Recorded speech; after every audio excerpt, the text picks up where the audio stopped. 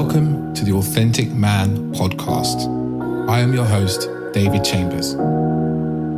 This is a podcast for men who want more and less from life. More deep connection, more emotional intelligence, more self-awareness, and more great sex. And less heartache, less conflict, less overthinking, and less stress. Creating dating lives, sex lives, and relationships that are incredible and authentic. My deepest goal is that you, the listener, can take away what you hear in this podcast and apply it to your life so that you can experience greater happiness, transformational growth, deeper relationships, and profound sexual intimacy. I believe that as men, we are capable of so much more depth than we are shown or led to believe. So join me as we get deep into this.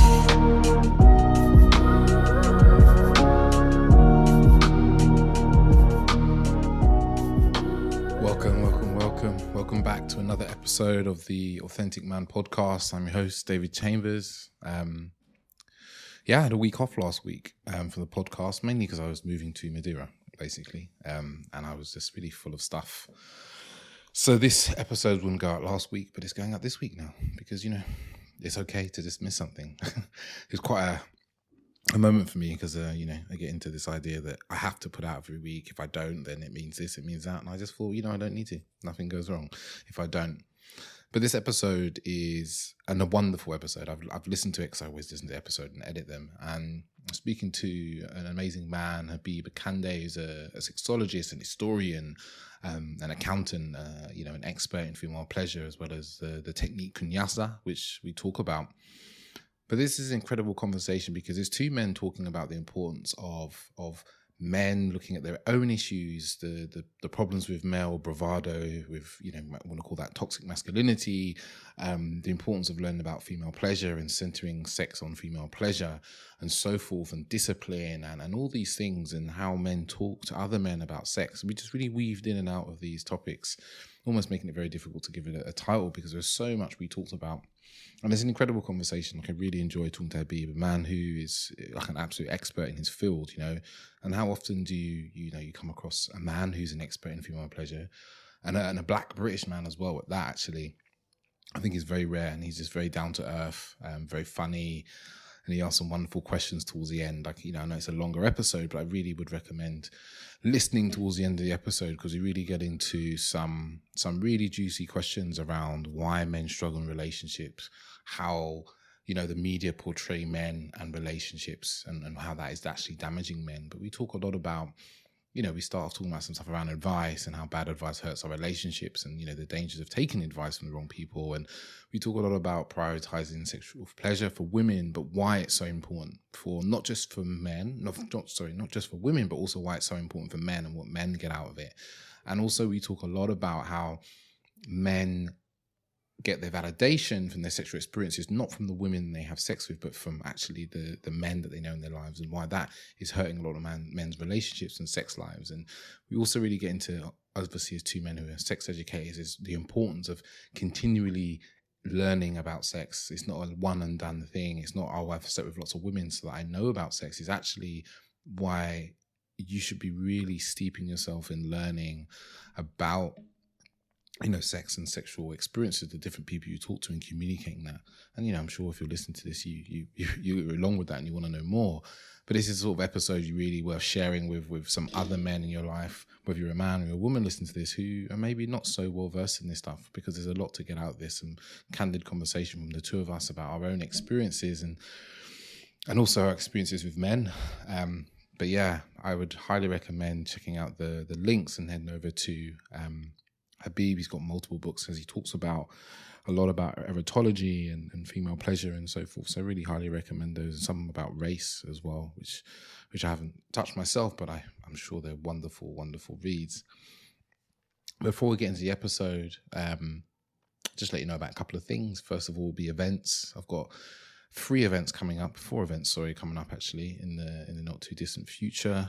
One of those is got 2 Tantra events I'm running with Awesome, a wonderful partner, on the 28th of November. That one's for couples, and then we've got one for singles. That is in the 9th of December, I think that is. And then we've got our How to Create a Conscious Relationship workshop as well that we're running on the 12th of December. So that's a really good one, the How to Create Conscious Relationships workshop, because it's just really important in terms of some of the things we even covered today in this episode about communication and so forth is like super important in terms of kind of communicating well, communicating strongly. So yeah, it's really an important thing to come together with. And the other workshop I have is a workshop called Being Authentically Attractive, which is on the 9th of December as well. For the guys and girls, actually, this is a one for all genders. Is just, how to really show up in that kind of authentic whole way so you can attract the sort of partner you want, because, that's a really important thing to be working with and working on. So that's most of it for today. If, some of the topics we cover in today's episode, especially for the men listening, if it's something you want more help with, please reach out to me for coaching and having a conversation about that, because these are the things I'm deeply passionate about, as you will really hear inside of the episode. But without further ado, I'll leave you to jump into it. Ciao, ciao. All right, ladies and gentlemen, back with a wonderful episode, an episode I've been anticipating for some time. After the gentleman I'm talking to today, I came across his Instagram account and was just loving his conversations around sex and female pleasure. And I think one of the things I particularly enjoyed was his screenshotting of questions he gets in his DMs, and then asking people what they thought, and then just allowing the comments to rumble on, just we say. It's just really beautiful to see how... to see another black man talking about sexual pleasure. I feel like it's something that I don't see so often in the UK, especially. So I'm really, really happy to speak to Habeeb Akande. Hi, David. Can you hear me? Yeah, I can hear you. How are you? Thank you for inviting me on your platform. I'm looking forward to this discussion as well. Yeah. How are you doing today? Very well. You actually threw me off, to be honest, because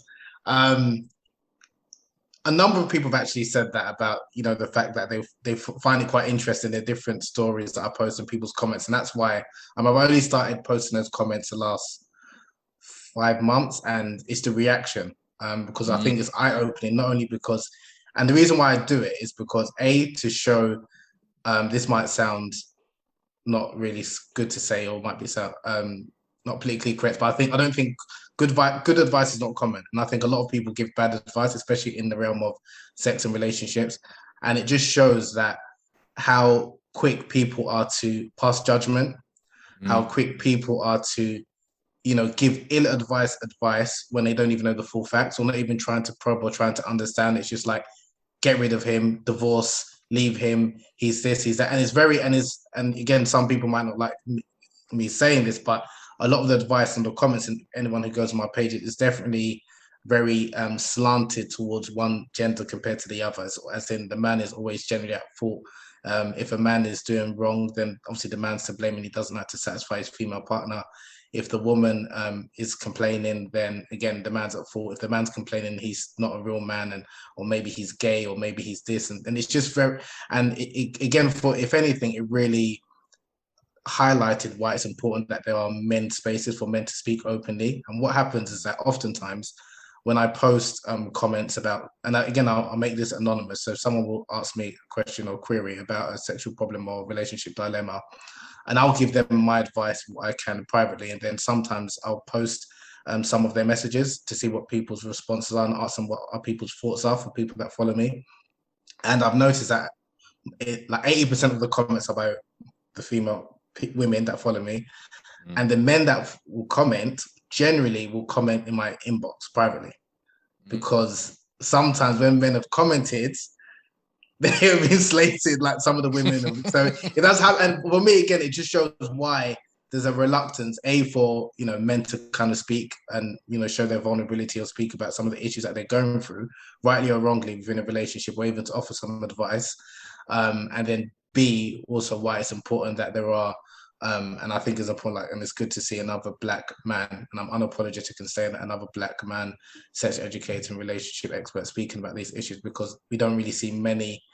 Well, I don't see many, especially straight black men, speaking about sex and relationships in a way that men can understand and relate to. It's all well and good saying something to pander to women, or to say something that women appreciate, but saying something in a way that I think men can relate to. I think that's something that's definitely necessary, because whilst I do speak, and a lot of my work is focused around female pleasure and prioritizing women's pleasure and teaching men the importance of satisfying their female partners, I also feel it's important that I'm speaking to men in a way that men understand. So it's interesting that although a lot of my work is about women's pleasure, it's actually directed to men. But a lot of women will comment or feel that it's a women's only platform. And I've had even some women have said that, telling me that this is a woman's only platform, or why am I posting this, and especially with some, and I like to entertain as well as educate. And I think with a number of men, I like to, because I think, again, especially as men, and my platform is for adults generally over the age of like 20, 22 and upwards. And a lot of men, I find that of those ages, we know a bit, and it's not like we want to be schooled or someone lecturing us how you should behave. So the way I try to pass some information is informally, and that could be by way of memes, by way of asking or posing questions for people to think about, not where I'm kind of educating or lecturing them, this is what you should and shouldn't do, kind of thing. So yes, so that's the way and that's the way I was taught when I was really young, from my older cousins and brothers and uncles. So it's by learning by osmosis, by people's behavior, people around me, people not telling me this is necessarily, you've got the principles in terms of how you're supposed to behave, but in terms of how you action it, obviously it varies. And especially when people are passing knowledge, I think it's important that it's done. But it's good if it's done in an informal setting where the recipient feels comfortable to take what that message is being put across. And sometimes I'm not going to act like I don't pass judgment, because I know it's very common nowadays to say that I don't pass. I think we all pass judgment in some shape or form. And I'm not going to act like I'm completely objective, because I've got my biases and my subjectivities. But I'll try, and a lot of information I'll put out for people to think and ponder and choose what's right for you. If some of you disagree, you leave it. There's a saying, and my aunt always used to say that, eat the fish and spit out the bones. So you take the good from something, and that which you dislike, and that's always been my attitude. But sometimes some people, if I say something that might be perceived to be misogynistic or in bad taste, or not really, or triggering, I try not to think about, although I'm empathetic to people's situation, if I'm always thinking about everyone's situation, I wouldn't post anything or comment on anything, because it might not go down well with someone. But yeah, it's been a journey, to be fair. The last 2 to 3 years really been, because last 2 to 3 years I've really been emphasizing a lot about the importance of women's pleasure, and doing webinars and workshops, not only for men but also for women as well. But it's interesting the responses I receive from men compared to the responses I receive from women. So, but yeah. I have one of the things I really saw, because I've looked through the comments on those particular posts, and what I'm always really aware of is a lack of compassion from people. There's a huge lack of compassion for, if it's a man, for example, a man who's not having sex with his wife, it's just like people, they basically project all their own views upon men onto the person, and kind of respond from that place. I've seen, and I've read through them and been like, it's just like you said, people like, just leave him, he's useless, divorce him, that sort of thing. You're like, wait a minute, this isn't the full picture. You're giving this advice, and this is a sort of bad advice that often we see from like family and friends. Sometimes it really causes harm to our relationships. Yeah, most definitely. And it's a lot of men are suffering in silence. And again, because I can imagine when I say this, especially when I've said this in like mixed gendered settings or women only seminars, it's like a number of times women will roll their eyes, or like, yeah, really, it's not that bad. And like you said, there does appear to be a lack of compassion and empathy towards men. And there's a lot of misconceptions that people have, and sexual myths they held about men. Like, men are always ready for sex.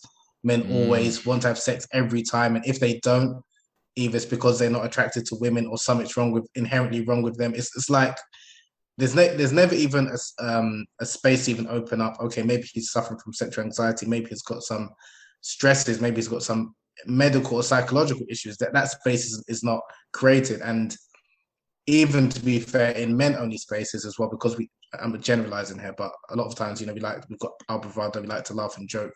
We don't allow those spaces where men can kind of speak openly and honestly. And I'll be, even in my personal friendship groups, how we disclose our issues, it is also done in the form of laughing and joking. So we don't always necessarily kind of open ourselves up, because there are some friends who are more welcoming and understanding and can kind of give you advice, and others who just like make a song and dance out of it, and others that would just dismiss you.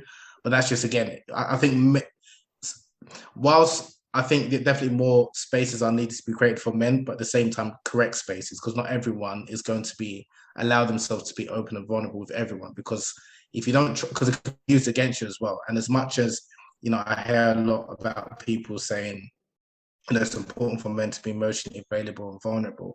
That's all well and good. But if you know that can be used against you, whether in a relationship or in life, you're not going to open yourself up to be attacked that way. And so it's just something that I try to open up male insecurities, because we've all got insecurities, but in a way that men can digest and relate to, and to show that it's very common. It's not uncommon, like, for people to have sexual issues or sexual concerns. And that's kind of like, whether you're dealing with porn addiction, even though that's a problematic term, whether it's addiction or compulsive sexual behavior, or whether it's unwanted desire, or whether it's whatever it is, everyone has, or mismatched desire, everyone is going through something, whether it's by themselves or within the context of a relationship. But again, those discussions aren't really had. And there's great work that's done, in terms of empowering women and talking about women's right to sexual pleasure and consent, which is good. But how to do it in a way where men can feel part of the conversation, that's something which I'm conscious of, although I don't direct my messaging just to men, if that makes sense. So I involve, and again, most of my work, if not all of it, is obviously in the context of a heterosexual relationship.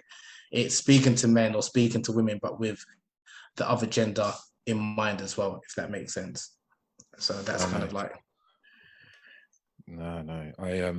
I guess most of my content is aimed at men. It's consumed heavily by women, because women are always drawn to a man who is trying to speak from a place of care, love, compassion. And I find that men, some men resonate with what I'm saying, they understand. And like you said, when it comes to sexual difficulties, men don't have any safe places to go.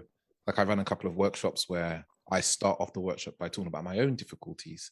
And as the workshop goes on, men share more openly and honestly when I'm like, this is normal, you're not alone. And then when they hear one man say, I'm suffering from erectile dysfunction, or sometimes I have premature ejaculation, and then another man says it, and they're like, wow, I'm not alone. There's another 5, 10, 15 men here speaking about this. And they start to talk really freely. And it's very healing for men to be in such a space. Yeah, I've seen that from my own experience. And my approach is similar and somewhat different, in the sense that how do I do it? So sometimes I don't really go to, sometimes I give personal stories, but a lot of times for me, because even with like problems, or to me, that's just part and parcel of life. And I've always kind of had that mindset, as in, so if, for example, excuse the language, like you bust too quick, right?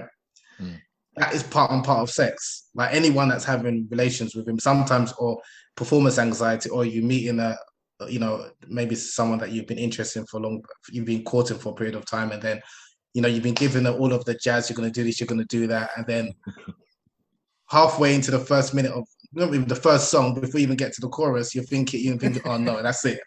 And you're struggling. So you're thinking, okay, what am I going to do? So then you start to pretend you feign an injury. Maybe you'd be like, oh, I'm hearing someone at the door. You do whatever you need to do to. We've all done that. Or, you're like, oh, what's that?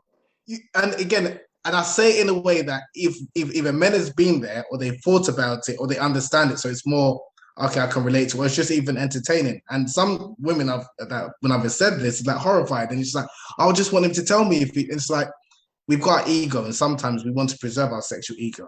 Now, someone can diagnose that and be, oh, you've got a problem, and maybe you've suffered from premature ejaculation. It's like, well, if you want to diagnose it, that's up to you. But it's something that people at different stages have had issues sexually, like we've had issues with our health wise, but it's just how you deal with that.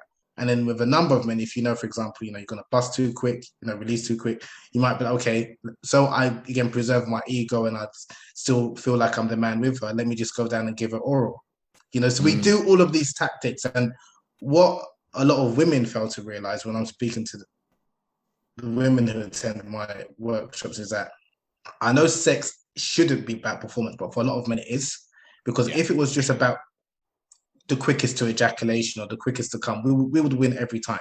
Every time. But if it's about mutual pleasure, if it's about making sure she's satisfied, then there has to be an element where we're intentionally delaying our pleasure and our gratification for her. And that's something that, again, I think a lot of women do not realize that. Again, if I was purely thinking about my pleasure, you was thinking about your pleasure, I would be done and I'm finished within a couple of minutes. So no, that's just and there's nothing wrong with that. And that's why even traditionally in the ancients, they also teach men the importance of prioritizing women's pleasure, just because naturally the way the male sexual response differs to the female sexual response. And again, I'm all for appreciating the differences between the genders, but then obviously understanding how we can come to a situation where we can be compatible and have a mutually sexually satisfying experience. And again, I just try and do it in a way where it's more comfortable maybe for people to digest. And again, some people might feel uncomfortable with that approach because, again, it can come across as if I'm making light of a serious issue, but that's kind of like my character.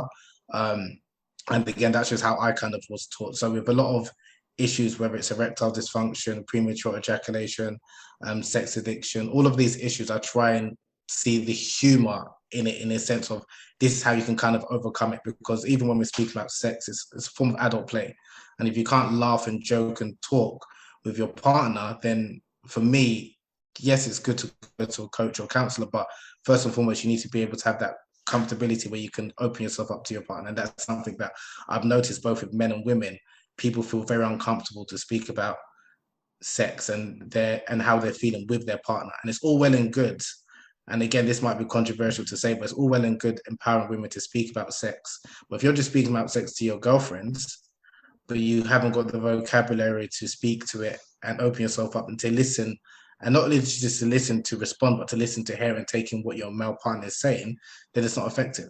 And I would say that a lot of people, both men and women, can communicate, but they can't communicate effectively. And I think that's one of the problems. So understanding, generally from the woman's perspective, how she views things, and again for women to kind of understand things from the man's perspective and how he views things, and also to appreciate that generally we use different type of language when we're speaking about our sexual experiences. And it's not, again, as long as someone is not speaking about something in a demeaning or harmful way, it's just that we use words differently. So whilst if I'm speaking to primarily a female audience and I'm using words like vulnerability and insecurity and opening up and healing, and that resonates with women, if I speak to a lot of men only audiences, it's like, okay, you're just I don't understand what you're talking about. But we still have those, we understand, but we just use a different language. And that's something that's quite difficult. I've realized to try and navigate when I held mixed gender settings, that I would naturally then just maybe speak as if I'm speaking to the women audience. But then I will lose the men, because then it's like you're making us feel as if I'm not emotionally available, I'm emotionally literate, and you're using all of these nice words that I understand what you're saying, but just break it down and say it in a way that I can understand, if that makes sense. So that's why I was like, okay, let me then change it up, and then when I'm doing my work only settings, I will speak more informally in a way that men can understand me. And when I'm speaking to women, I'll be using same message, but it's just the language is slightly different. Yeah. No, I do. I totally get you. The need for that, because, like you said, what I see more and more is that we all want to really talk about sex. We want to talk about sex. We want to have more sex, but we've been told and we've been conditioned to there being something wrong with it. So it leads us to struggle to communicate. And like you said, there's so much amazing female empowerment work happening, right? I really love to see it. I really feel joy when I see it. But I think, as you said, it's all well and good for a group of women to sit in a circle and go, let's talk about sex for 2 hours. But they can't go and do that with their partners. And then on the flip side, for men, what I'm seeing is men struggle to talk about sex together. They also struggle to talk about it in partnership as well. So, Habib, I think the question, I think is a very interesting answer is how did you come to do this work how did you come to do the work that you do today? So where can I start?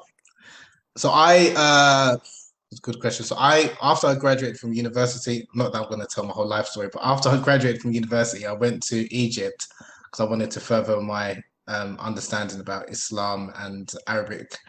Whilst I was out there, I came across a number of books in Arabic written by Egyptian and Arab scholars of the past from like the 9th century up until the 16th century about sex and intimacy. And I'm a Muslim, by the way, but I was quite surprised because these were well-renowned, prominent scholars, religious scholars, speaking about the importance of, female sexual pleasure and how a man's supposed to treat his woman in the bedroom.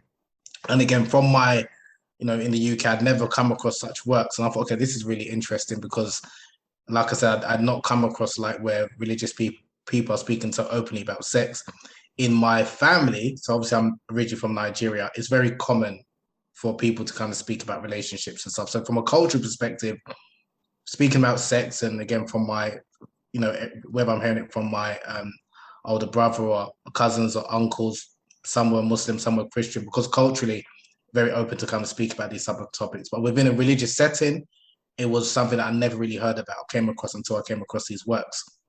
So then I thought it might be interesting to maybe start translating some of these works or make them available to the English-speaking world, because the same way I was intrigued and fascinated by it, I knew that there would be people that probably would be intrigued by it. And then I went about writing a book called The Taste of Honey, which was about sexuality and erotology. Erotology is, like you could say, it's a predecessor of sexology, which is a science that concentrates on the study of sexual desire and sexual behavior, which looks at sexual attitudes, the philosophy of sex, and things like that. So like the Kama Sutra is erotology from a Hindu perspective, and then you had Arab and Muslim scholars writing about erotology from Islamic perspective. So I wanted to write a book and kind of revive, you could say, erotology from an Islamic perspective, especially for people in the English-speaking world. That came out in 2015. That was my fourth book. It wasn't as well received as my first book. My first book was about race and in Islamic history. And I kind of left on a back burner, and then I went on to write a book about Brazil and the history of Black people and West Africans in Brazil. And whilst I was out there, I came across a couple of people, met a couple of women, and they were interested in Female Orgasm Day, which is obviously originating from Brazil. And I also received a message from someone that read one of my books asking me why didn't I write about Kunyaza? Because I wrote a book, my third book was about African erotology. So I wrote a book about Islamic erotology, and I wrote another book about African erotology. And then someone said, why don't you write a book about, why didn't you mention Kunyaza in your book about African erotology? And I was like, what's Kunyaza? And then I did my Googles like anyone would, and then I came across this wonderful, practice, this rich culture, which is, very orientated and dedicated to women's pleasure, and this rich history in Rwanda and East Central Africa, where this cultural practice and this technique where men are taught from a relatively young age the importance of satisfying women in the bedroom, and it's got this reputation of helping women squirt orgasms and achieve a multiple climax and all the rest of it. So I was fascinated by it, especially given that it was an African practice, and it's something that, and I noticed from my previous studies that I will hear about, the contributions that Arabs have made, the contributions that ancient Indians have made, the contributions that ancient Chinese, even Europeans, towards human sexuality and all of these things, which is great. But I was struggling to find the positive contributions that Black and African people have made towards human sexuality. And generally, when people speak about sex studies in an African context, is either talking about FGM or, domestic violence and things like that. So I wanted to kind of, again, highlight the positive contributions that Black people have made. So when I came across this Kunyaza tradition, I then saw that it was there was a director that was making a film about Kunyaza, which was Olivier Jourdan, who made Sacred Water. So I reached out to him at the time. He put me in contact with a couple of people from Rwanda, and I spoke to a couple of people out there and some sexologists. And then I spoke to one of my friends who's from Uganda, and I was like, this practice is common in your country. How come you didn't tell me about this? And then he was saying, oh, yeah. It's, one of those secrets. And then all of a sudden, I'm just hearing all of these things. And even one girl that I was seeing, but she was from Kenya, she kind of told me about it. And I was like, how come you didn't tell me about it? She said, oh, if we got married, I'd have told you. I was like, well, okay, it's one of those ones. So it's something which I was like, okay, this would be very interesting. And there wasn't a book in English. There's a book in German and French, which I read and someone was helping me translate. But my book is like the first book in English dedicated not only to the cultural practice, but also the tradition behind it, and to celebrate the men and women, especially the women sex educators that teach it, and emphasizing the importance of female pleasure. So again, the book was, I wanted to also address some of the stigma associated around female sexuality, especially female ejaculation and squirting, because in the Western context, it's kind of seen as obviously it's urine, it's disgusting, and there's a lot of shame attached towards like women's sexual experiences, which even from my own personal experiences, I didn't really understand it. Now, personally speaking, I'm not going to act like I'm this enlightened, moral, uprighted individual. I was a bit of a scumbag in my early days, and that's something which and people find that quite difficult to believe. And I always try, especially when I'm speaking to women, that being so I was very reckless in terms of like womanizing and sleeping around and saying what I needed to say to get what I wanted, even though I knew it was inherently wrong. So I'm not going to act like I was in ignorance, and then as soon as I was enlightened, then I started. No, it's like I was very selfish. The same way, and when people talk about education, I always say that yes, education is important, but character is just as important, because I can be very educated and know what a man needs to do in order to turn a woman on. It doesn't mean that I'll treat her well. It doesn't mean I won't lie to her. So this idea that education in and of itself is enough to make men good lovers and good companions and good husbands, that's not enough, because some people can use it for their own advantage from their various reasons. And that's the reality. And that's something that I'm well aware of. So, and not to say that I'm this upstanding citizen, but I'm definitely much better than I was previously, if that makes sense. Yeah. So, so for me, again, when I came across the Kunyaza, and then when it came out in 2018, did really well in terms of sales wise. And then I got contacted by someone from the BBC producer, read it, wanted to like make a documentary about it. So they came to one of my workshops, which they filmed, and then they made the documentary, which came out last year, May. It's done really well. It's like over 12 million viewers. And yeah, just a lot. Again, for me, it's like, okay, why didn't I get all of this attention with A Taste of Honey? And that was because, like we mentioned offline, was because I noticed that, especially within the Muslim community, that if I speak about sex, intimacy, relationships, like you could say within Islamic context, or even just put Islam or religion or Muslim there, a lot of people feel reluctant to kind of like listen or to kind of engage with that content. Whereas if I kind of make out like I'm speaking from a, not necessarily a secular perspective, but a non-religious, just speaking about this cultural tradition, I think more people are more comfortable to kind of like read it and kind of engage with it. And it's quite funny because A Taste of Honey was intentionally written for a Muslim audience, whereas Kunyaza was more general. It wasn't for Muslims, it wasn't for Black people, Africans, it was just general, just like talking about this cultural practice. And the Muslim community has responded much more favorably to Kunyaza, and all of a sudden it's like now they're willing to kind of engage with me, when previously, when I wanted to speak about the importance of female pleasure within an Islamic context, there was a lot of resistance, both from men and women, which is again very interesting for me, but it just shows that there's a lot of misconception that people have even about sex and sexuality when it comes to religion. But if you mention spirituality or culture, they're more welcoming to that. So even like I was speaking before about how we message things, like when you're speaking to men and women, you might change your approach.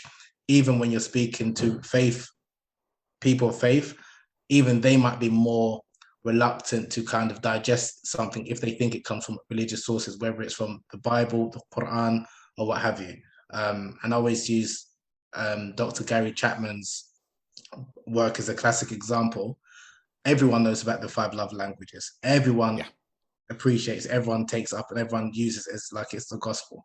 He's a Christian pastor. He's been teaching about, and his views and his beliefs is intertwined into that book, the same as the Kama Sutra is from a Hindu perspective. But people, again, because I think a lot of people are uncomfortable with religion, they either want to dissociate religion from some products or some pieces of work, or if their religion isn't mentioned, then they're more comfortable to digest it because some people have some hang-ups when in regards to sex and religion for different reasons. So because of that, if the ultimate message is the importance of female pleasure, women's sexual satisfaction, I don't always then maybe put up front that like religion, the influence of religion or whatever, because like I said, there'll be some reservations I've noticed from people.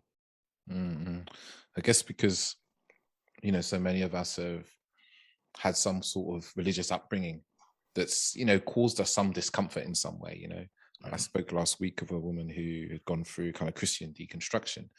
And soon as we see something, we're like, it's about the religion, but it's also then about a subject which we are often not just we are taught that it is wrong and bad in some way, right? A lot of the time, somewhere we get this conditioning, whether that's directly from religion or from culture or from family. So then when you put those two things together, there's just like a lot of resistance for us. Yes, most definitely. But I still feel even to like, I still feel I'm trying to understand why people they can understand, like, for example, even if someone's come from or had a difficult upbringing or situation with religious person or religious upbringing, to then think that all religion is bad and everything that what religion teaches is not beneficial, but you wouldn't adopt that same standard to anything else and everything else because there's bad eggs in every situation, in every cultural tradition, spirituality tradition, even secular tradition. Why is it we adopt that when it's with religion? Or because I've had a bad experience with a religious person, all religious people are bad. And I've never really understood that. But then at the same time, those very same people benefit from some of the fruits of religion when it suits them. Exactly. But they'll just repackage it and say it's spirituality. It's this. It's not religion. That'll be another probably 20, 30 year study to try and understand that. That's why, okay, I understand where we are. Then it's a case of, okay, if you just want to still get the message across, how do you do it in the most effective way? And if it means by not necessarily mentioning religion, then that's fine. The same way when I speak to some of my friends, obviously that are not Muslim or religious, if I were to mention a quote from the Bible, they don't want to hear it. But if I mention that same quote from Jay-Z or Nas, they would listen to it, even though they might have got that quote from the Bible. No, it's true. There's a lot of I'm a big hip hop fan, but a lot of the verses and stuff, they'll say, oh, that's brilliant. That's so amazing. And it's like, that's from the Bible. That's the parable from the Bible, what have you. And again, it's just that people have this disconnect, or they want to dissociate anything to do with the religions that I can't benefit from it. So, yeah, I hear that. I want to pick up on one thing you said about education, actually, around men, and it's also from my personal experience. So you talked about character. And actually, really resonate with that. It's important for men to work on their character, because you can teach a man how to be really good in bed, right? And I feel that when I was probably in my mid-20s, due to just spending a lot of time with women and actually asking them what they enjoy and what they like, I started to learn quite quickly what women enjoyed because I took the time to care. But then I also see that I used that irresponsibly, because I knew that if we spend a night together in bed, you would enjoy it so much that you will want to come back again. You're going to want to enjoy what you had again, but then it also meant that I was able to, a bit like how you said, you not necessarily treat women as well as you should do, because you almost had like you'll feel like you have a bit of a power over them. But it took me some time to realize the harmful effects, not just to women, but also to myself from doing that. And I think that's something that men are not always so conscious of when they are kind of dealing with the opposite sex. I mean, what you said is deep and very profound. And what I got from that, and again, it's very hard to explain to people who lack character and morality. And the reason why I say that is because, as the great person is it from Spider-Man, with great power comes great responsibility, right? And it's very true. Now, if you're conscious of that, like, that, okay, I know I've got this power, I know how to treat a woman in bed, I know how to make her do this and I feel X, Y, and Z, right? Yes, initially that feels great. But if like you said, if you're going to engage in relationships with certain women and because they're going to have these great experiences with you, they're now going to be even more attached to you, but that's not really what you want. If you've got a conscience, you're not going to want to do that, because you're not going to want to sleep with a woman and like kind of like lead, even though it's all consensual, don't get me wrong. And this is why it's not about legality, it's about morality. And that comes with character, because it's very easy to teach or for someone to think, oh, from a legal perspective, or I'm okay because she wanted it. But if you know that, okay, if I'm going to bring her into this world and teach her things that she's never known or experienced before, and more than likely she's going to want to be attached to me, and I don't want that, it's best I don't go there. Yes. Now, again, that's something that you know from within. No one can tell you that, because if you were to ask your friends or your boys, they'll be like, no, you haven't done anything wrong. Slap you in the back. No, you did. You showed her a good time, but you know inherently that it's wrong. So that's why, again, it comes down to character. And that's when I think, okay, even for myself, even though I was very wayward, I had moral characters around me that instilled something in me that something is wrong. Character is not people telling you when no one's looking, when you checking on your heart and think that checking on your conscience, that doesn't feel right. And that's something that even when you go through the phases of, or I was going through the phase of doing what I was doing and enjoying the pleasures of the flesh, and not to say that I don't do that anymore, I'm more aware of, okay, especially if, and I think most men we know, and people might say I'm generalizing, but I am, but especially if you know that a woman wants something more from the relationship, this encounter, but you just want to go there and know, and I'm not going to start saying it's I saw a tweet and people said it's a form of sexual assault if a man has sex with a woman consensually. And this is why it's very wild now when we speak about morality or sexual ethics. She said, if a man has sex with a woman, but a woman consensually, but the woman wanted a long-term relationship, but the man didn't, and he didn't disclose that, that's sexual assault. And I was like, okay, this is where it's getting a bit. Yes. I don't know if you've seen that tweet. It was about last year, it went viral. A lot of women were commenting on it. And it's like, because they were saying it's sexual assault, it's emotional abuse, and this and that. And I was like, this type of conversation needs to be had, but it's very careful that you need to understand or explain what is assault, what is. Do you understand what I'm getting at? Because that's not that. But in this day and age, it's very difficult to have that conversation because there's a lot of nuances. And if I'm going into it, because this is not like is it stealthing or where you take off your condom? It's not the same, but they're equating it with that. And that's where a lot of, and I was just like, oh, this is very dangerous. But even to have that conversation, when I was speaking to a couple of my female friends that believed that or that agreed with this particular tweet, they didn't even want to hear it because they had been hurt. And they would just speak, and it's like, okay, I can understand it's wrong, like morally or ethically, but to say it's sexual assault and it's very difficult to prove as well. Yes. And this is where I think even having these type of conversations where men can articulate themselves, because you have some men who are, because maybe butter wouldn't melt in their mouth, or they're pretending to be something that they're not. They would never do such a thing. They would never. They could understand why a man would do that.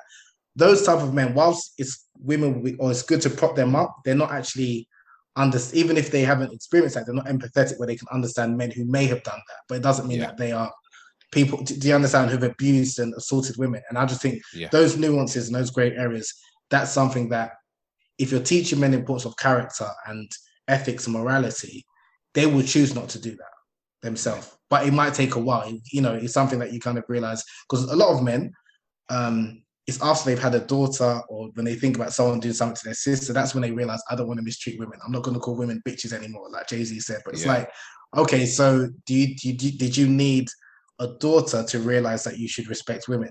So if you didn't have a daughter, you still would be disrespecting women. That's what you're saying, even though you was married to a woman. But that's just the reality with a lot of men. It takes a while to get to that realization. I wouldn't always put it down to age, and it's not always necessarily down to experience, but it's something that everyone's got a different clock or a different level of consciousness. And I think character is but the difficult thing with character, as opposed to the difficult thing with character is it's difficult to measure and to compare with one person to another. It's like with reputation.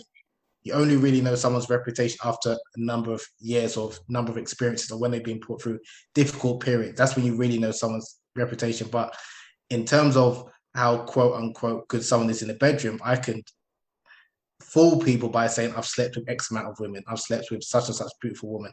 Therefore, people assume that you're great in bed, but that doesn't necessarily mean you're a good person or a good lover or a good man. Do you understand what I mean? So that's why character is definitely the most important thing, but it's very difficult to measure and to identify unless you kind of know of that person or know of people that know of that person, kind of thing. So that's why it's not really spoken about, I don't think, because you can't really make money off that. Like, I can teach you how to have character in this course. I can't teach you that.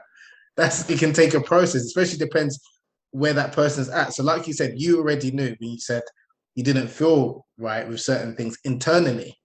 So even if you was doing a madness, it just needs to be refined. But imagine you're someone who you could be doing, and we all know of men who've done the most despicable things, consensually again, I'm talking about, but they don't see any wrong in it. Like, there's some men, like, they can sleep with their friend's girl and it doesn't bother them. Everyone has got some level of, nah, you've gone too far.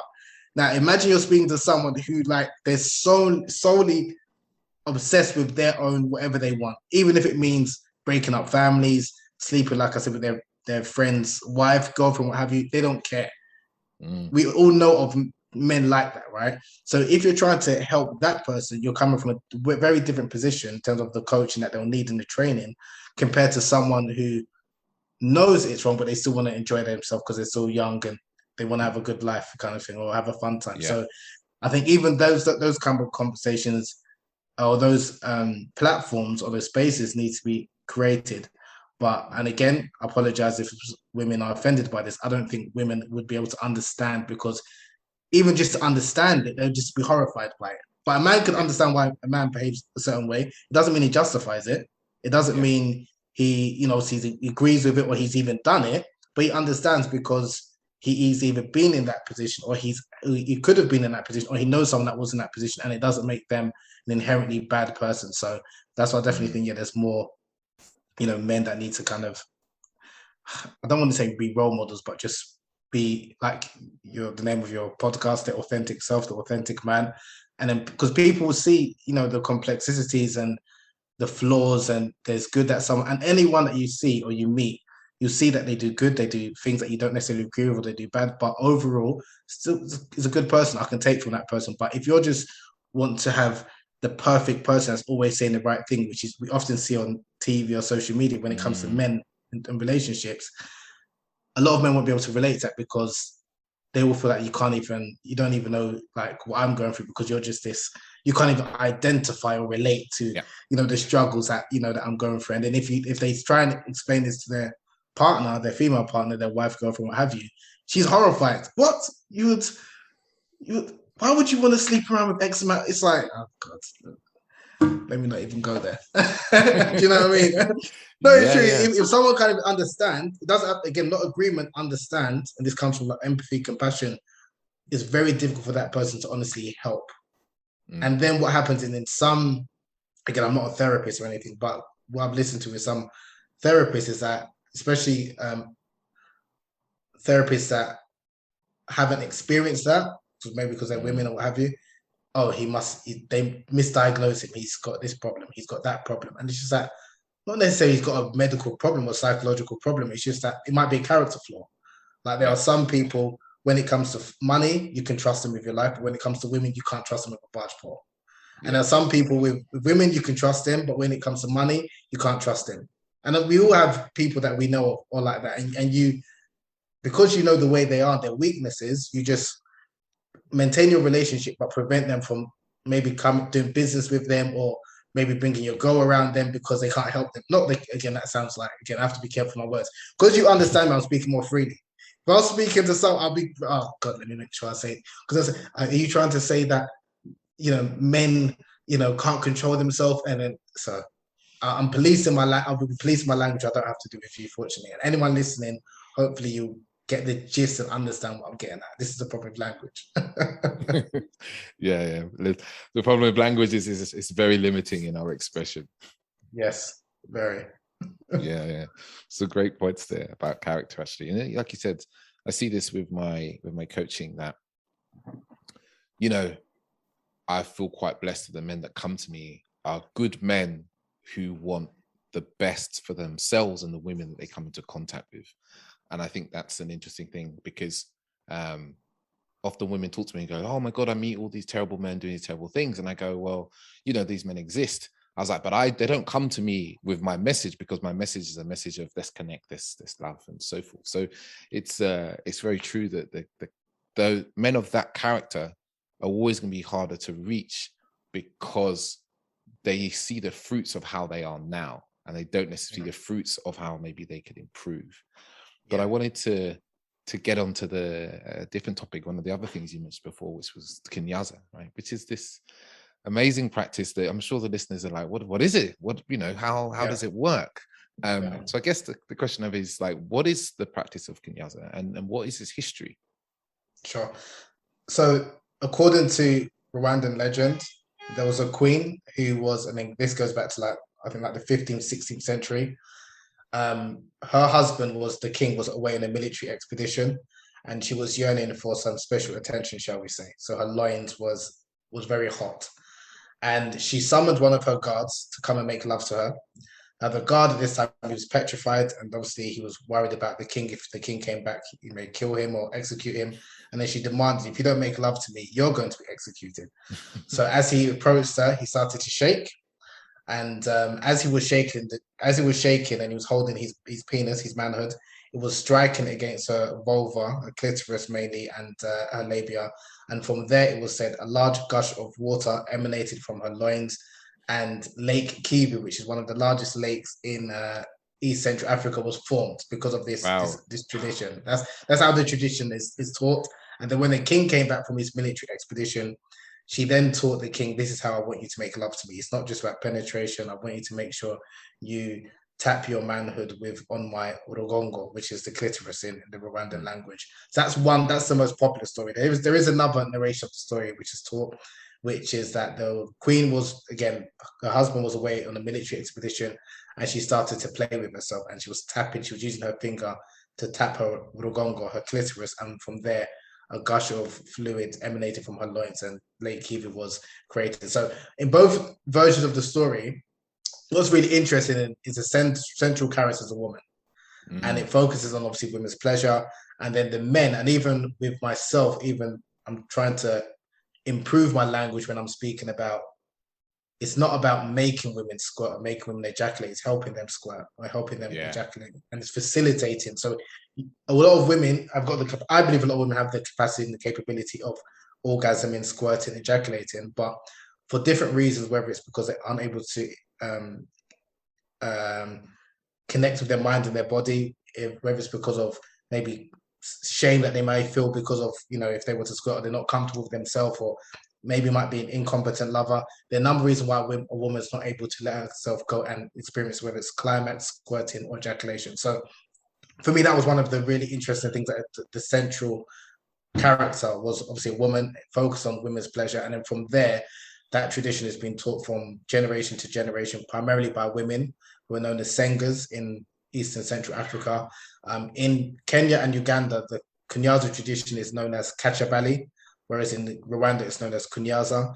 The water that emanates from her loin, from her urethra, that's called Kunyara. So Kunyara refers to the water, ejaculation, the female ejaculate, and then Kunyaza is actual technique. Now, since obviously that story was told, it's developed somewhat, as in now with the sex educators or Sengas, when they're teaching women, they also teach them another tradition which is controversial, tradition called Gukuna, which is labia elongation, where they teach women to kind of like elongate their labia. Now, again, I'm not from East Central Africa. It's not for my cultural practice to kind of get involved in labia elongation. It's not something that I naturally would endorse, but I respect that that's their cultural tradition. And for me, it's the Kunyaza tradition that I'm more focused on. And again, some of the benefits, not only has it got the reputation of helping women climax and squirt within like 5 minutes, also it teaches men the importance of sexual discipline, because it's focusing on her pleasure. And as a man, generally, especially in the Western world, where the sexual script is straight to intercourse and the jackhammer approach, because of what a lot of men have seen in porn. And we know that in most cases, most women require clitoral stimulation in order to climax. This is like a technique or a practice that is teaching men the importance of ensuring that her clitoris is sufficiently stimulated. And obviously that's a technique which obviously a lot of people are obsessed with, but there is the psychology behind women's desire and kunyaza is just as important, if not more, than the sexual technique, which oftentimes people forget about because they just think, okay, if I do this tapping technique, she's just gonna like gush waterfalls, and it doesn't work like that. Especially if the woman is not mentally ready, if she hasn't psychologically prepared herself to receive this pleasure and allowed herself to squirt or allowed herself to climax, and also if the man is not patient and attentive to her needs. So this is all part of the process when you've got the women who are teaching the younger women, and then you've got the men who are known as kodjas, like their sex educated uncles who are teaching the younger men, and even some older men as well. Because this idea, and what I found was really refreshing as well, is that Kunyaza was taught not only just to like young men or adolescents, it was also taught to grown men, and it's emphasized continuously because for some reason, especially in the Western world, people look at like sex education starts and stops in childhood or maybe adolescence. But when you're an adult, I don't need sex education anymore. It's for children. Where in reality, when we're speaking about sex education or relationships, we all are for me, we're all on a journey where we're learning. We're learning new things about ourselves. We're learning about our partner. We're learning about our different experiences. But for some reason, I think people feel that I've been educated when I was in primary school or secondary school, and I don't need to. I know how to have sex, so therefore, there's nothing else that you can tell me. So that's why, even with the title of the book or the subtitle, I called it "The Secret to Female Pleasure," as opposed to female squirting or ejaculation or orgasm, because the ultimate goal is with Kunyaza is about women's pleasure. So whether she squirts or not, whether she orgasms or not, whether she ejaculates or not, the aim is that she is sufficiently satisfied, that she enjoys satisfaction, she enjoys pleasure.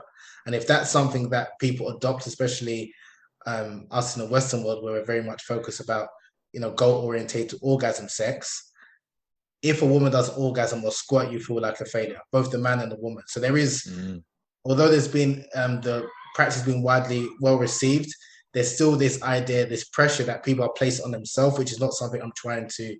And that's why I don't always talk about squirting, even though that's something people are intrigued by, because they feel that, okay, I need to squirt now. And it's like, no, you don't need to squirt, and it might take a while. There's people that, have read my book and obviously attended my workshop who report that they have been able to squirt. That being said, please, if anyone's listening, do not send me any, I don't need evidence for it, because I do receive some wild messages and I don't need to see evidence. You don't need to confirm or verify. There's no like certification. I'm not doing any of that. It's just imparting the knowledge. You do with it what you want, right? So it's not that I need to validate anyone's Kunyaza experience or give them like the stamp of approval or anything like that.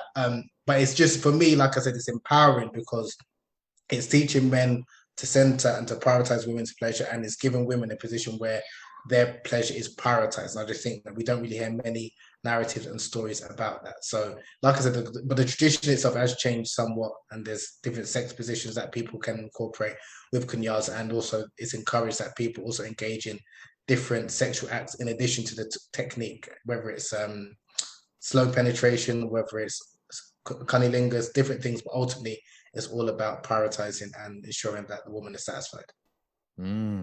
This is really, really beautiful. And I think the thing you talked about, sexual discipline, is something that I come to study Tantra maybe 3 or 4 years ago.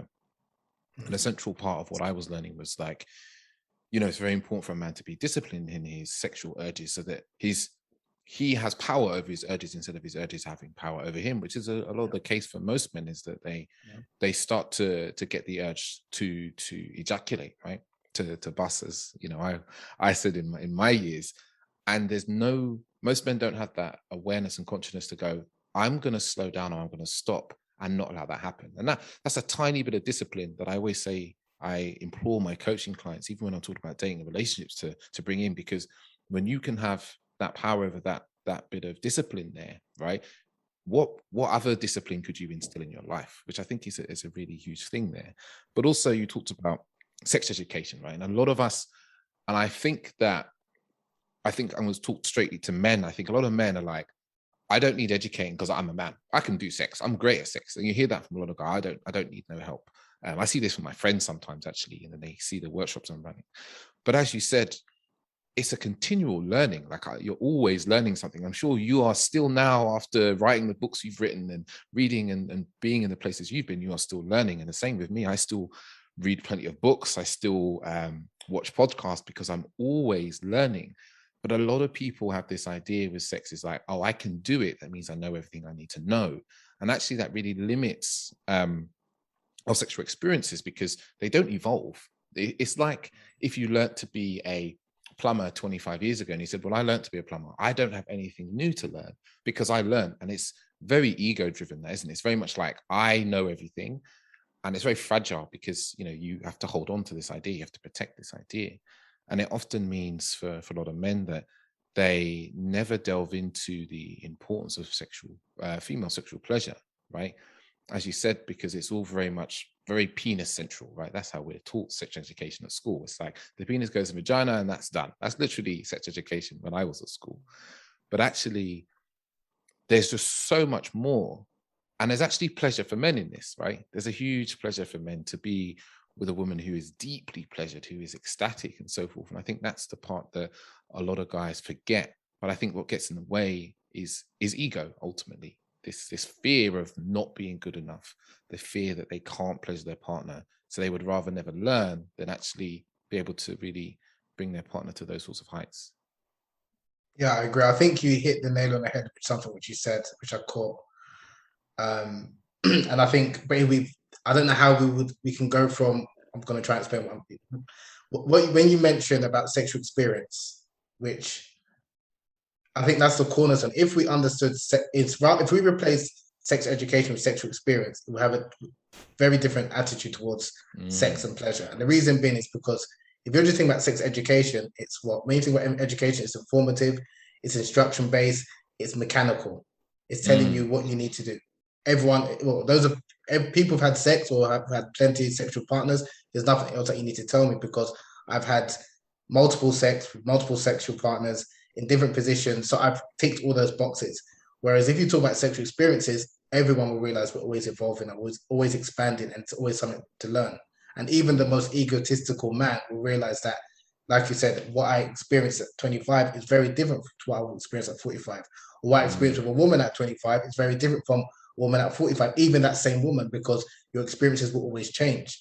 But because we're just in this day and age or this society, it's very like, again, that's why but it's just how do you communicate that in a way where they can understand and grasp it? Because if you mention sex education or sex, yes, they'll look at like, I've had all of the positions, I've done all of the positions, I've read Kama Sutra, I've done this, I've done that. But if you're talking about experiences, which is always expanding, it's always changing, and in order to understand or to really appreciate a legitimate or valid sexual experience, it's not just about you, it's about your partner. It's all well and good saying you've done X, Y, and Z, but has she experienced X, Y, and Z? Now, you wouldn't know that unless you've communicated with her. And the reality is that for a lot of men, even if you've had a number or numerous sexual partners, do you honestly believe that they've all had those great, wonderful sexual experiences that you think they would have had because you haven't developed a connection with all of those women? It's more or less impossible. So, but if you're talking about sex itself, like sex education, then of course a man will say, I know it all because I've had sex with all these women and I've had an orgasm with all of these women. So, of course, it's been great. But then if you expand the conversation or sexual experiences and it's mutual, then all of a sudden, I think a lot of men will be like, actually, let's change the subject because they'll realize that the ego is going to be tainted and you realize you don't know as much as you thought you did. That's the reality. And the more, when we speak about experiences, you're always going to be humbled. The same way when you're traveling to different places and learning different cultures, speaking different people, you realize what I knew I don't know as much as I thought I did. Yes. And it always humbles you. If you're someone that's a student of like history, a student of knowledge, and you're appreciative of these type of things, you'll always be humbled because there's always something that you can learn. Until you from cradle to grave, there's always something to learn. Whereas if you're someone that's thinking about quantitative experiences or quantitative acts, then I'm the best lover, I'm better than this person because I've had X amount of sexual partners compared to that person. So that's why I just think we need a cultural shift to kind of change attitudes towards sex where it's not just goal orientated, like you said, penis centric, and it's just focusing on males' attitude. Because if you get a lot of men in a group and they're talking about their sexual experiences, it is going to be you can measure it. Whereas obviously with women generally, you can't measure it like as easy in terms of what they've experienced and the phrases and the words that they use. So if we can help men understand what women are saying and understand actually what they like, then you'll realize that actually you wasn't as great as you thought you was in bed with all of these women because you didn't have the time. You wasn't able to connect with all of these women in such a short period of time in a transactional, casual relationship. It's impossible. And then when you kind of really like feel into that, it's like a man's sexual experience is very external. It's very obvious and clear, right? Or we're taught that it's very obvious and clear, right? We get erection, we ejaculate. But for a woman, everything's very internal, right? Other than if the squirting, and that's probably why men get so egotistically hooked onto squirting, because it's an external validation of their internal experience. Well, they think it is, right? Because squirting and orgasm are not necessarily the same. But for a woman, everything happens inside of her. She feels everything internally.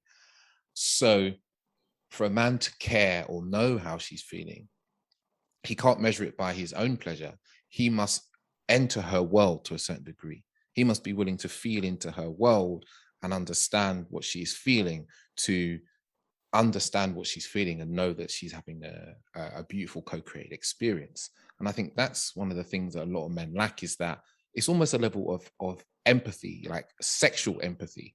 It's something that I talk a lot about. It's like when you're with a woman, do you spend the time when you are with her, inside her, to feel what she's feeling and get out of your own head? Because I think that's where we get locked into this thinking about, what do I need to do next? What's how's this going? And actually be really present to be like, what's she feeling in this moment?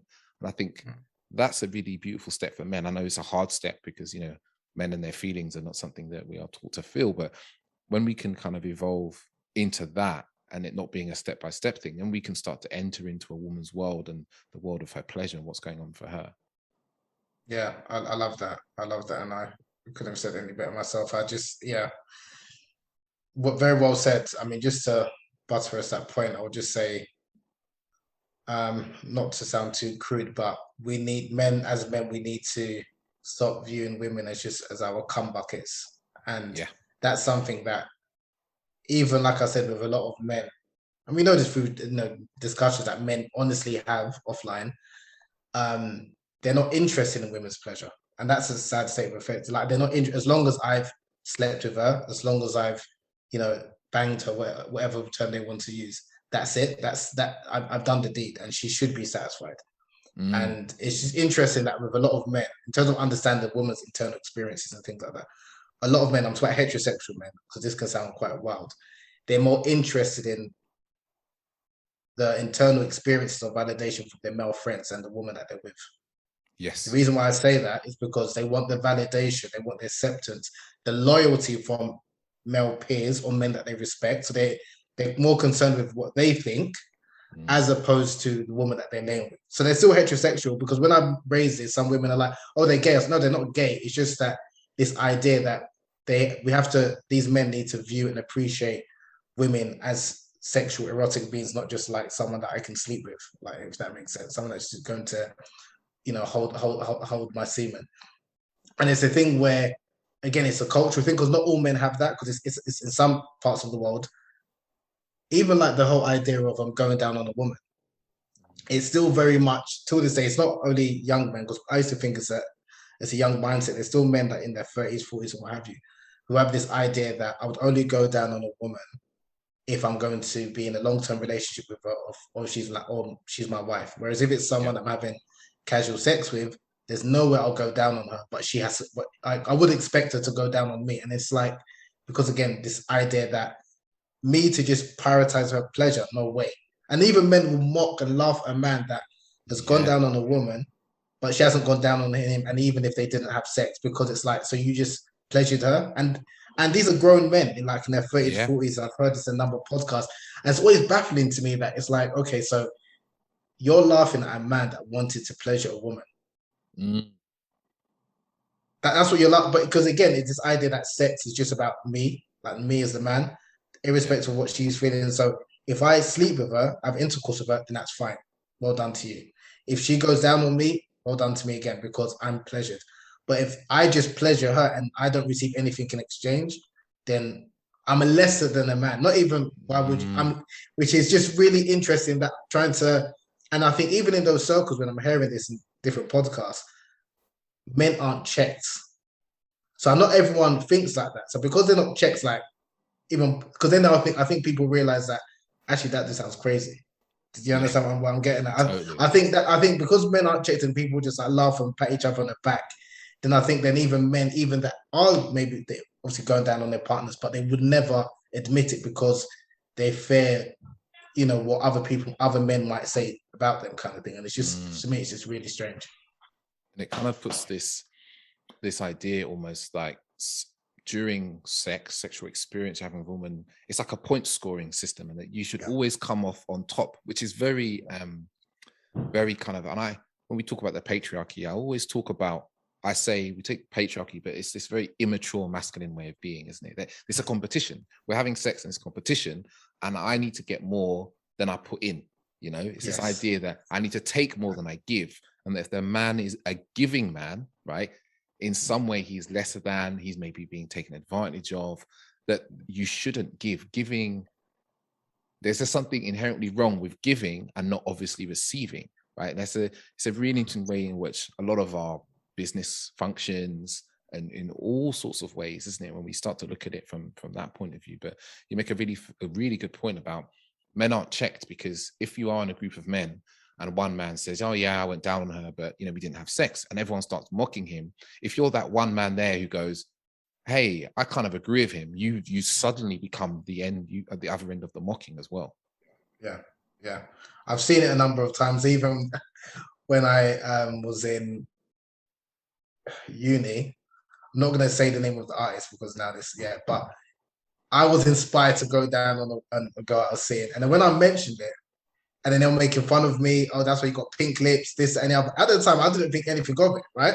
I didn't think anything of it. And also because I'm not from, and I know there's some cultural element to it. So I know in, I think it's in Jamaica and some parts of the Caribbean, it's kind of seen as less than a man. And I think there might be some religious connotations to it, like the story of Onan or something like that, that is kind of seen as a form of sodomy. So yeah, with all due respect to people of those cultural religious traditions, I can understand if they come from that perspective, even though I disagree with it. But I never could understand why a lot of men always are more or generally are more concerned with what other men are thinking in terms of their bedroom activities as opposed to the women that they're with. I've just never really understood that. I've never, and that's something that I struggle with, because again, these are straight men. These are not homosexual or anything like that. So because some women are like, oh, it's homoerotic. It's like, no, it's not. It's just, again, maybe it's a form of validation or acceptance. And that's, again, because in terms of who defines masculinity, what is to be a man, it's generally other men. It's not, it's not generally a woman. So if they're looking at these men who can define it, this is what is like a good man or a strong man or alpha man, however you want to call it, that's what they're going to subscribe to, those kind of ideals. And maybe because I grew up, because it took a little while, the time for me to really think and reflect that I've been in different environments where I've seen a different side that is expected, like as a man, to provide. The same way, like financially, I'm quite traditionalist in the sense that with my woman, I pay all the time and I'm expected. Now, some people will be like, no, you can go 50-50. Yes, she works, but I'm expected. That's kind of see it as my role, so to speak, as a man. That's how I was raised. I've been conditioned. Now, someone who wasn't raised that way, they might look at it like, why are you, as a man, want to always front the bill? As egotistical, it's like, no, that's just part of my duty as a man. The same way it's part of my duty as a man to satisfy the woman that I'm with. It's just, to me, it's just a non-starter. It's just that that's what you're expected to do. So it's always interesting, like I said, learning and speaking to different people who've come from different perspectives and then try to get them to understanding that, okay, do you not think this might be a bit problematic? Because some men don't think it's a problem. Yeah. That's where it's an issue. If a man doesn't think it's a problem and the woman is silent, and that's why even with some of the work I do, always try and tell women that you need to empower yourself. Don't wait for other people to empower you. So it's not this idea that I'm speaking amongst myself or my girlfriends. No, you need to speak to him. You need to tell him. You need to demand what you want in the bedroom, or tell him, because otherwise he might be none the wiser. Not every man is going to be attentive and empathetic to kind of ask and really understand or try to understand what your needs and desires are. So it's something that and I think with a lot of men, because we're 9 times out of 10 getting what we want in terms of sexual gratification and climaxing, there's no real need for a man to intuitively try and find out what the woman wants when she doesn't, unless she says it or he's not in a culture where it's telling him this is what you're expected to do, if that makes sense. So that's probably, I imagine some of the work that you're doing might be quite to attract those type of men, because if someone knows something is wrong, of course I will reach out, but then it's those that something is wrong, but they don't know why it's wrong, if that makes sense. Yeah. This is it's the situations where they feel like, especially if in a relationship and they start to see the sex in relationships start to dwindle, and they're afraid to have the conversation. And they often will come to me like, this is the situation happened in my marriage or in my relationship. It started to go down. And I instantly go, okay, cool. Are you enjoying the sex? And this is a really interesting one with men. Are you enjoying the sex as it is? And most of the time, the men, they say, not really that much. I'm not enjoying it that much. And I'm like, is your wife enjoying it? And they're like, well, I don't know. We don't talk about it. And it's like, okay. And I always, one of my first ports of call in these situations is like, okay, how do you discuss your emotions and your feelings with your partner? Do you talk openly about what the two of you are feeling? And 9 times out of 10, there's like, no, we don't really talk about certain things. I'm like, okay, what are the resentments that's in the way? Like, I think there's a certain magic that people don't realize is that if you're in a relationship and your sex starts to dwindle, right? Where are the unresolved arguments, resentments, and problems that you're not addressing, right? Go straight there, talk about them, hash them out, come to a good resolution, and the sex will start to fall into place, right? Because when we can talk openly about our emotions, right, one of the things we're going to talk about is our sex and our sexual satisfaction. But if they've got these unresolved resentments and annoyances that are in there, talking about this quite vulnerable topic of the sex is not going to be the thing we're going to be talking about first. No, I agree. That's so true. That's so true. That's so true. Do you find so I'm interviewing you, but I'm just intrigued by your work. Do you find like married men, generally speaking, to be more challenging, or people in long-term relationships as opposed to men that are like casually dating, seeing like in terms of trying to open up with their partner?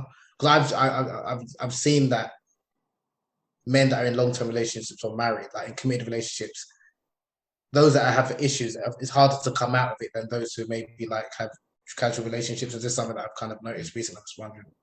Have you noticed this? Yeah. So if they're, why do you think that is? I think because if they're single and they're going into relationships, they get a blank slate each time. They can start again. It's much easier to meet someone new and go, this is who I am, than in your existing relationship to start to shift who you are, because the other person is also attached to who you were.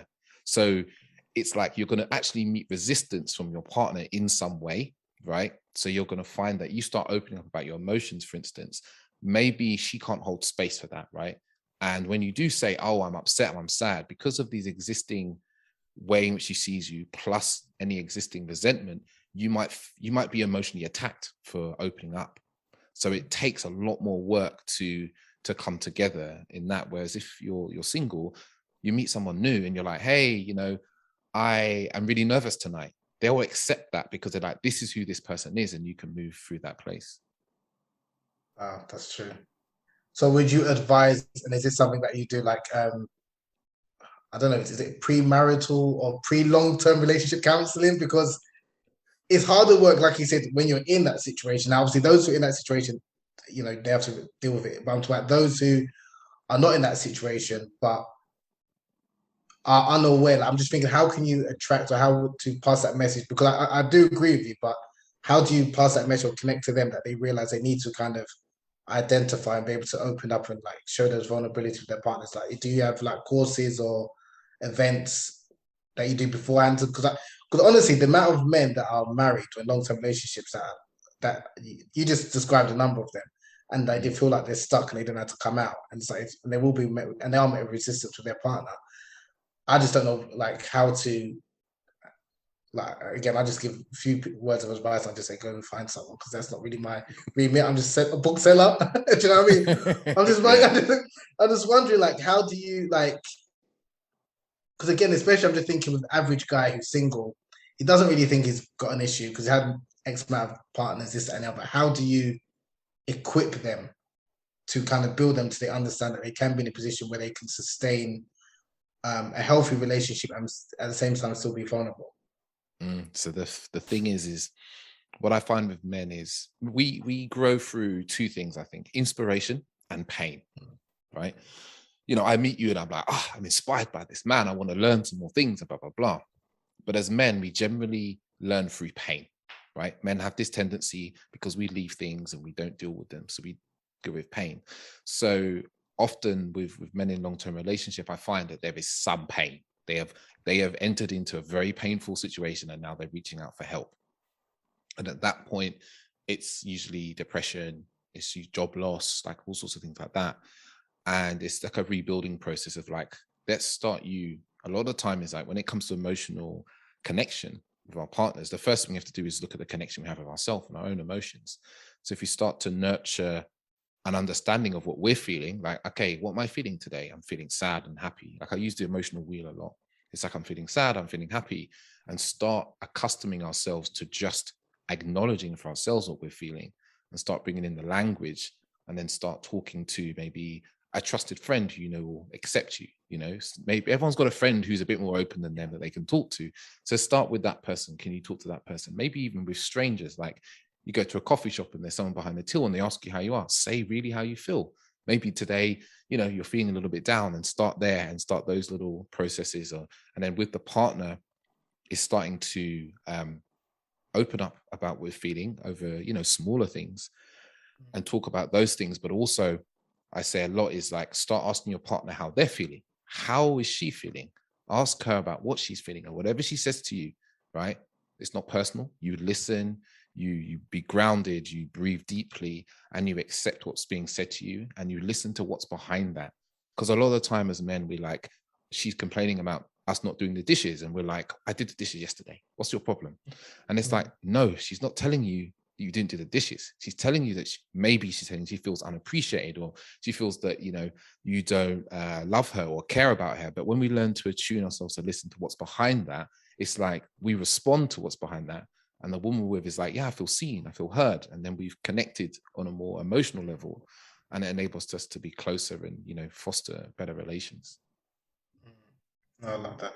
Sorry, again, another question. Why do you think there's not enough, or maybe there is, but I don't know of them, male or men speaking about like the stuff that you're speaking about in these spaces, like about relationships, sex, that a way that men can understand, not just women. I'm just wondering why do you think there's a dearth of men, sex educators, relationship experts, however you want to call it? I think one of the biggest problems is we school men in this idea that being in a relationship is bad in some way. You're trapped. We have a lot of negative kind of wording around relationships. Like I remember my dad telling me, my parents aren't together. My dad telling me, all married people when you get married, you become boring. I remember him telling me this. And I remember thinking, wow, that's really your reality, right? So you grow up with words like ball and chain. Like if you go into the average pub and you listen to two Englishmen talk about their wives, they just sit and complain all the time. So the children hear this, we hear this through media, through television, right? So it's like relationships are bad. So men never school themselves in the dynamics and the artistry of a relationship, right? Let alone the artistry in women and their feelings and how they move and how they want to be treated. So it means that relationships are basically a place that are full of confusion to us. They're dangerous. We don't understand them. It's like a big black box that we don't really want to open. So, and I was like this for a lot of years, and it's through my own pain that I went out my way to learn and understand. And I think also when you look at in the media, it's like men's opinions about relationships almost don't matter as much, like I see my partner also works as a coach and dating and relationships, and she's featured in newspapers often and things like that, right? But when I look through these articles, they'll take 5 quotes and it's 5 women talking about dating and relationships and sex. There's no room for men, because ultimately on the other side of it is the readers who are reading these articles are women. And do they really want to hear from men to feel like they're being mansplained to a problem that's happening? And often these articles on top of that, do they really truly want to hear what's going on for men, or do they just want to hear what validates what they think is already happening, right? That's something I see a lot, is like, do you want to hear? From time to time I take podcasts, actually very often I take podcast ideas from women who've said, look, this thing keeps happening to me. What's the man's point of view? And so I do the episode and I talk from my personal idea of what I've experienced. And when I put those episodes out, women are like, my God, I never thought that men were having this experience. It's like, do you know why? Because you're just listening to other women who are angry at men, and you've never spent the time to listen to a man who said, you know what? I ghost women because I have low self-esteem. I think they're going to reject me first. So I don't, or I'm afraid of commitment because my parents broke up and I saw a very painful divorce and my mother got hurt and I don't want to do that to a woman. But do most people want to really hear that from a man, or do they just want to hear all men are assholes? Yeah. No, I think I need to interview on my own platform because I don't want to ask you more questions. But yeah, yeah. Like I said, we need to. I need to interview on my platform, and then we'll unpack some of what you just said. So no more questions for that. No, I have a lot of passion for these topics because I see men struggling. You know, I see a lot of men who want to be good men. They want to connect with women, and they struggle with the tools. Like even sexually, you know, like I run workshops around for men alone as well, around things like foreplay, sexual performance, as well as I have a workshop I did recently about masturbation. And because these are really important topics, because we're not taught how to enjoy ourselves in sex and alone, and also the women we're with. And there are some men who want to learn, but it's like it just takes a bit of time and the ego to kind of drop, and they want to connect with women, but the information isn't as easy for them to come across as it is for maybe women, I think, a lot of the time. I'm intentionally holding back because I want to ask some questions after when we have our own, because I don't want to give you all of the content. Well, your viewers or listeners must know anyway, but yeah, we definitely need to. I appreciate the work that you're doing, and it's something that it frustrates me, but then at the same time, you explain the reasons why, because I've seen the same thing, that there's a dearth of men speaking about these issues, but when a man does, it's always like, oh my God, I've never heard this before. And then what I don't want to create, even that's why I don't like to talk as much as I do, is then people feel you're only that guy that knows about men. It's like, no, there's a lot of men that are fully equipped, but it's just that either A, they haven't been given the platforms to speak, and do you really want to listen to hear what the man, so maybe the tone might not be right, maybe the language, but a lot of what I'm saying, you're saying, other men, it's very similar, but for every reason, they don't want to hear it. But if it's women that's saying it, it's just like, okay, I want to hear it because it validates what I kind of already think. So, and it's always, again, it's very strange for me because even a lot of the podcasts, a lot of them are relationship based. Yeah. Like in terms of the topic, the discussion topics, a lot of people, men want to know about women, women want to know about men, but we don't want to hear from each other. Yes. And it happens in both. I'm not just saying that women do it, men do it as well. With the, there's the red pill space. Like they just want to hear about what this one did to me or that one did to me, and I did this to her. And it's like you don't really want to listen to the other side. And the same case with women. I just find it. Yeah, there's a lot of work that needs to be done. But we definitely have to I need to interview you as well. But I appreciate the work that you're doing and definitely keep it up. Yeah, man. And would be my pleasure. My pleasure. I guess after this wonderful conversation, the listeners are wondering where they can hear more from Habib, where you can find your books and I know you have a Kunyaza workshop coming up soon. Yes, I do have a workshop end of this month, the 30th of October. It's going to be called The Psychology of Desire and Kunyaza. So I'm going to be touching on Kunyaza, but I'm also going to be looking at the different theories, both from a Western perspective and also looking at ancient traditions in terms of how do you, sustain and rekindle desire in a long-term relationship and marriage, because that's something that is always something that people are struggling with, whether in a sexless marriage, whether it's to do with holding intimacy and understanding the reasons behind it, and how to communicate desire effectively, because I think that's something which, not only about sex, because sex is one thing, but even desire and when you're not interested in sex or why you might have low interest, both the man and the woman. I find a lot of times couples find it very difficult to communicate with each other in terms of where they're at and how to reconcile some of those differences. So, and I also want to normalize, because again, having, issues, I just think it's not a big, or shouldn't be such a big deal that people can't talk about it. So going to be the subject matter for the next Kunyaza webinar on the 30th of October. People want to check me out on Instagram, Habib, HABEEB _AKANDE. And then you can check my books out on Amazon as well. Beautiful, beautiful. Yeah.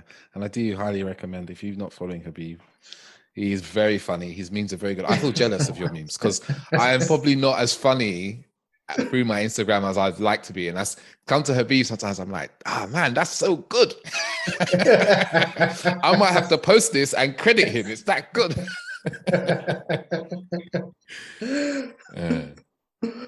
So yeah, listeners. But yeah, I want to say a big thank you to Habib for his energy and his time. And he's a very busy man. And yeah, listeners, I'm sure many of you have listened to this and you've learned some very new things. And it'd be beautiful to hear from you. So, reach out to myself or Habib and just say, what is it that you've learned? Maybe there's something you've learned today you've been able to take into your relationship or your dating life. Like, let us know, because I know as educators, we put a lot of stuff out and we don't always hear as much back that, how people have benefited from our work. And it's always beautiful to hear, and it's always beautiful for you to share as well. But until next week, big thank you to Habib, and we'll listen to you. I'll speak to you soon. Ciao, ciao.